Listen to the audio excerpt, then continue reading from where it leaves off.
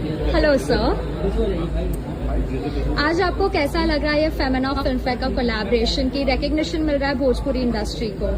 आज हमारी भोजपुरी इंडस्ट्री की पूरी फैमिली, हम लोग सारे कलाकार यहाँ पे एकत्रित हुए हैं, तो इससे बड़ी खुशी और क्या हो सकती है। हम लोग एक साथ अभी परफॉर्म करेंगे, हंसेंगे, खेलेंगे, मजा आएगा। आज की खुशी जो है वो कुछ अलग ही है, आनंद आएगा।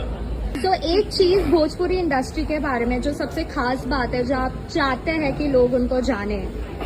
बिल्कुल, हम सभी का ये हमारे साथ जितने हमारे भाई हैं जो एक्टिंग कर रहे हैं, सुपरस्टार हैं, सिंगर हैं, सुपरस्टार सिंगर हैं, तो हम लोग ऐसा कुछ काम कर रहे हैं जो हम लोग कोई गाना गाते हैं वो हर जगह पहुंच नहीं पाता है।